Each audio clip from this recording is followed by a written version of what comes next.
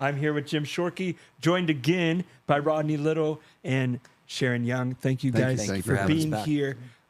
We just really wanted to hear your story. You started to share it off camera and we said, hold on. Stop. You just have a really powerful story, not just from the dog therapy perspective, but also just your perspective on life and the way you look at life. And just Jim was saying off camera, the presence you bring when you're here with us in the room. Powerful. So we just wanted to hear your stories. You can start wherever makes the most sense. You can talk with your journey with Rodney, but just go where you feel led, and we just want to listen. I remember the day that we got that phone call that the accident had happened. At that point, we really did not believe that Rodney would be there at the end of the day. I was there the day he stood up out of his wheelchair in church when they said it would never happen. So when my time came in about, I think it was 2018, I shattered my ankle. I worked in the family business, and when I could no longer work, it left a very bitter hole. And I was deemed pretty much worthless.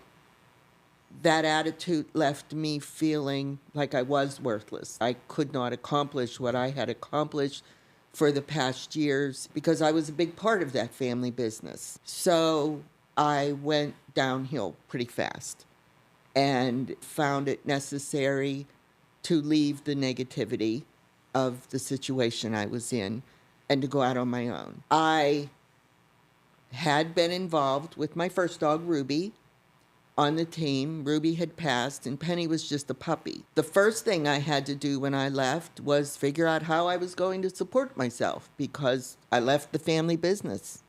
I had nothing. And I looked to Rodney and what he had gone through with his injury, which was much worse than mine. And I thought to myself, I can do this. I need to get involved with the people who are positive, the people who are accomplishing something, the people who are making a difference. This is Penny. Hi, baby. Pretty girl. Penny and I became a part of the therapy team. She had her puppy training. Hi, Penny. She was born in 2019. We knew we were going to be a part of the therapy team, but I was still pretty low. Yeah. I was working in a job. That was my first thing. I had to find a job, and I'm a firm believer that no matter what job you are doing, you make that the best job that there is. Perfect. You do the best that you Perfect. are. You are number one. Perfect. Jim loves that. And that brought me back up. I was caring for people, which is something I've always been a nurturer. I take care of people. It's a great quality. I looked to Rodney and how he had accomplished what he had accomplished because at one point, he didn't know if he had a business left. He didn't know if Youngwood Top Dog Services was going to survive. Nothing was absolute at a point in Rodney's life. And that's how I felt. And I looked and I saw, look how that business has grown. Look, we have a nonprofit now. Look how many people are coming into this team. But more importantly, as we raised money, as we brought people onto the team, what we did with that money, what we did with those personal resources, That's great, man. That's great. and the difference that we made. And yes, I had my family. I have family that are very supportive, but I needed more. Yeah. I needed myself. And I'm sure Rodney felt like that when he knew Laura was there. He knew his family was there. He knew his dad was there almost every day.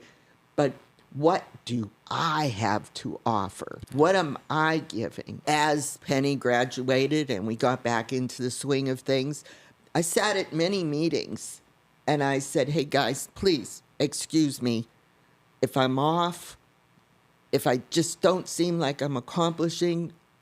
I'm going through a bad time. I could say that there. I couldn't say that to my kids because you don't say that to your kids in my mind. Right. You know, your kids look at you and mom's there. Mom's always taking care of things. But in that group, I had that vehicle.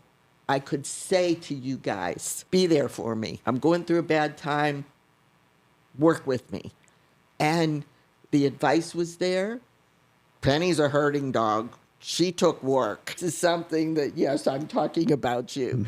She has those instincts. She has genetics. How do we work with this dog? Not squelch her genetics, not squelch her instincts, but help her to do the nurturing that she could do. Because herding dogs take care of things too, just like moms. And so we've worked very hard and we've come to where we are. I became an officer and I'm a mentor now. Everything I've done has been taking care of things. Christian ed director at the church. I love what I can do with money. Exactly, yeah. Whether it's my enjoyment or if it's giving back. It's helping other people. That's where I am. There's a total difference between loving money and greed. And I think that arrogance and greed go together. I agree. But loving money and loving what you can accomplish. Yeah. Well, let's back up for a second so we don't lose sight of the fact that in order to have anything in your life, you have to develop a relationship with that thing, whatever it would be. You have to develop a relationship, and it's got to be a relationship centered around love versus hate. Because if you hate, then whatever it is that you hate, you're going to push that away. And whatever you love, you're going to pull in your direction. And so my proposition to you this morning, Sharon, because you'll hear this a lot. I don't love money. I only love what I can do with money. Good luck with that, because if you don't love money, you're not going to have any money to do what you want to do with it. Right. So there's this big thing in our species, in our country, whatever you want to, however you want to characterize that. Loving money is just an evil thing. It's not. I walk around all day long saying I love money, but I do think there has to be a very healthy respect for money and a very healthy love for money if you are in fact going to have it. And I think it's very important that it's what you can do with money that's really important. Without money, you can't go on vacation. I like vacations. You can't have that special kind of car that you really love. I love cars, and I agree with that. I think in order to have money, you have to improve your relationship with money. I've said that for years, and I had a bad relationship with money because of the programming that I was provided with as I was coming up in the world.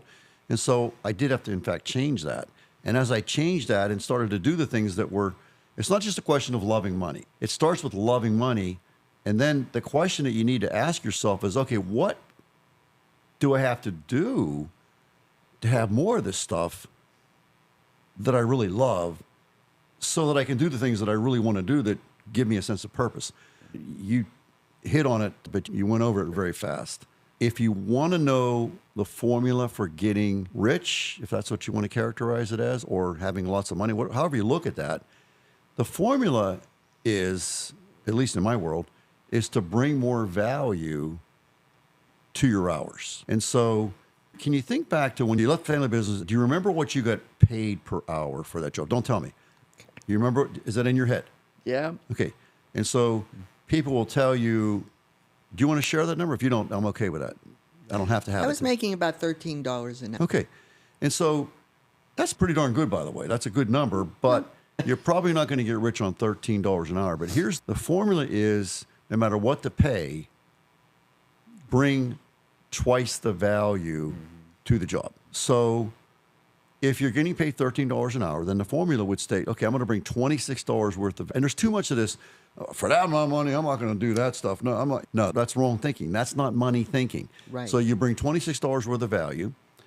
And what does that mean? That means that the floors have never been so clean as they are under your watch. The garbage cans have never been so empty as they are under your watch. The toilets, which nobody wants to do because that's beneath whoever, they're so freaking clean. It's just a delight to go into. The toilet paper is always where it's supposed to be. The sinks are clean. The paper towels are working properly. All these things. And so we're bringing more value to that hour, to that job, right? And what happens when we do that is we will, in fact, get noticed. We'll get noticed by our employer. But what people miss most times when we get into this conversation is they miss the outside opportunities to get noticed, okay? So let's just, for talking purposes, let's assume that you're working at Panera. and they're paying you $13 an hour. And so, same garbage cans never been so empty, toilets never so clean, floors are perfect.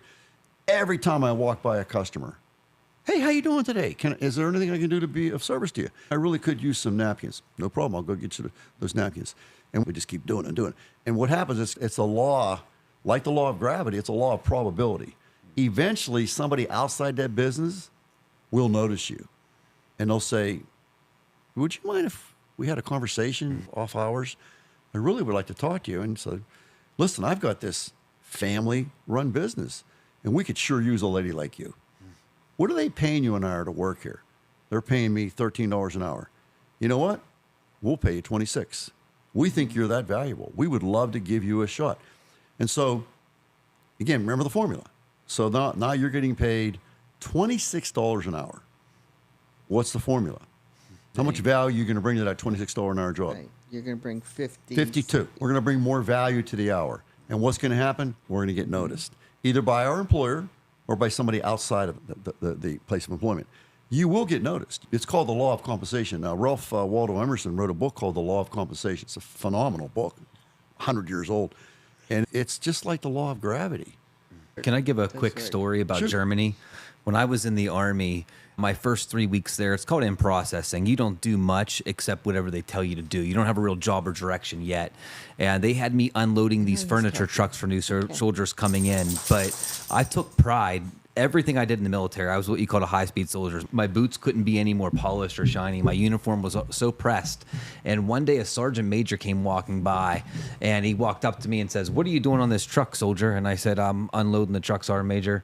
This is my job." And he said, "Not anymore. You're coming up to work at headquarters with me." And he went and found my first sergeant, who was from Pittsburgh, and he said, "This private here, he's coming up with me. He's too squared away to be in this truck anymore." And from that point, I had a new job, and it was great. But I got noticed, and I love Jim's analogy because it's so true. It happened with me at Arby's when I was scrubbing the toilets there. It happened with me in the Army, and it's such a realistic comparison to what everybody should be doing and striving for in their life is to get noticed and work hard.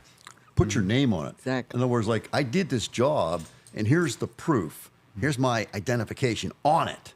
It's, wow, you did a heck of a job, Sharon. That's the idea. That's what the Girl Scouts preach. That's what the Boy Scouts preach. Do your best. And I think, I don't want to talk in absolutes because you know I hate absolutes, but I think to a degree, we've lost that mentality in our society today. Mm-hmm. And I think we've moved from a do your best mentality to an entitlement mentality. Oh. And I think that's problematic. Yeah. And entitlement is nothing more than arrogance. That's what it is. Mm-hmm. And arrogance is the number one enemy of any successful enterprise, be it a church, be it a marriage, be it a business, be it a sports team. And we've all seen the evidence of that. As soon as we think we're better than everybody else, we start to go downhill. Mm-hmm. We're not. We just need to keep working on, okay, I did $10 an hour yesterday. Today I'm going to shoot for 12. I did 12 today. Tomorrow I'm going to shoot for 14. We just keep working on getting better and better and better, and you will get noticed. It's a law. It's called the law of compensation. It is. And I really believe in that law. Yeah. Okay. I do too. Yeah. So no matter who you are, no matter where you are, age is not a factor, sex is not a factor, heritage is not a factor, from America, from Europe, from Africa, none of this is a factor. If you find that there's an opportunity for you to get better, then that's what this is really all about. So in Roddy's case, his opportunity for getting better was to get out of the wheelchair and to be able to stand with his wife and go through his marital vows. But he now has a massively larger idea about this. And I think, Rodney, correct me if I'm wrong, I think Rodney's feeling about it is, heck, if I can do this for me, can I do this for Sharon? And yeah, I think I can. So I do it. And here we are. And then it becomes the two of them together saying, if we can do this for Sharon, if we can do this for Rodney, can we do this for somebody else? I think we can. And so we keep working at it. And eventually, instead of it being 1, it's 10. Then 10, it's 100. And who knows, it could be 1,000,000 when it's all said and done. But the beauty of that whole idea is that you may think, I don't sell cars. Okay, that's okay. A lot of people don't sell cars. There were times when I didn't sell cars, quite frankly. But so you're not a car salesman. I am. But maybe you're a full-time father, which is a huge job. What can we do to become a better father? And what's the downstream impact of that? on. So whatever that goal would be, it really does come down to the question of where have I been? Where am I right now, this very minute? And where do I really want to go? Is it in my heart? Does the reason why I want to go to there, does it make me emotional? Does it make me cry? Does it give me that chill? Does it make the hair stand up on my neck? Does it do that? Yeah, it really does. Because I've said to Rodney a number of times, and Sharon as well, what right do you have to deny this dog to that person who's in need? When it becomes a purpose, that's a really powerful thing. But there's a massive difference between a purpose and a mission. When you were in the military, Rod, they never taught you about purpose. They taught you about the mission and completing the mission in the most efficient manner possible and with no loss of lives. They didn't talk about purpose. Purpose is a powerful thing, but it's not enough. It's not enough. When it becomes a mission, now you got something. So, are you on a mission? We are on a mission. We are. And do you agree that's a lot more powerful than a purpose? Oh, definitely. I was on a mission. Selling cars was my mission because I was in such a bad place and I wasn't going to let that be my dad's legacy. So I was on a mission and it was purpose-filled, but being purpose-filled is not enough. No. It's not enough. It has to be a true heartfelt mission that gets in the cells, gets in the pancreas, gets in the liver. It's like throughout your body. And this is so important that I got to say yes to these disciplines. And I got to say no to some other bullcrap that I'm doing. And that's when it really takes on a power in and of itself. And it really does. And the interesting thing about the mission is that it lives on beyond you. Mm-hmm. That's when you've really done something. Yeah. Yep. And I call it the funeral. Do you guys understand the funeral test? No, it's not. Oh, something that stays after the funeral. The funeral test is a test whereby we determine the life that you lived. And so the question becomes, in that viewing, who shows up, how long's the line, and what do they say when they do show up? And so just imagine this. You're in the casket, you're dead, and this young lady, this young man, and 3 kids show up, and they're standing right by the casket. And they say, the husband says to the wife, or the wife says to the husband, matters not. That guy right there, that lady right there, she changed my life. And I remember the day that I first met Sharon. And she told me some things that I didn't really understand, but I did my research, and I did exactly what she told me to do. And the car we have, the boat we have, and the house we live in are all because of that lady right there. That lady changed my life. I remember very clearly the day. I remember where I was sitting. I remember what she said. I remember crying. I remember everything about it. I want you to know, children and wife or husband, whoever's doing the talking, that this lady changed my life. That's a life well lived. Yes. And the more people to say that, the better life lived. And the longer the line, the better life lived. For that person at the line's the way out to the end of the city block, that's a life of impact. That's the funeral test in my world. Who shows up? What do they say? How long's the line? And if you think about it, if you did that with one person in your life, that'd be pretty darn cool to have one person that says, wow, this was life-changing. And of course, if it's 10, then it's 10 times the joy. And if 100, it's 100 times the joy. But who shows up and what do they say? That's the funeral test. Things get better when I get better. What if that's true? Yeah. So what's the mission? Let's get better. Yep. I only got 3 push-ups today. Let's go for 4 tomorrow. I only walked a mile today. Let's walk a mile and a half. Things get better when I get better. What if that's true? That's the method that I'm using to recover from my hemorrhagic stroke a year ago. And when people talk to me, they doubt that I had a stroke. Oh. They don't believe it. They just don't. Phenomenal change. They don't see it. And I'm sure that if they look at you, they'll say, come on. Yeah. This guy wasn't in a wheelchair. No way. He was. That's the truth. Things get better when Rod gets better. Things get better when Sharon gets better. Things get better when Derek gets better. Things get better when Jim Shorkey gets better. What happens when we all get better? What happens when everybody on the Top Dog Therapy team gets better? And that's your mission. You have many missions, but that's one of your missions is to get your people better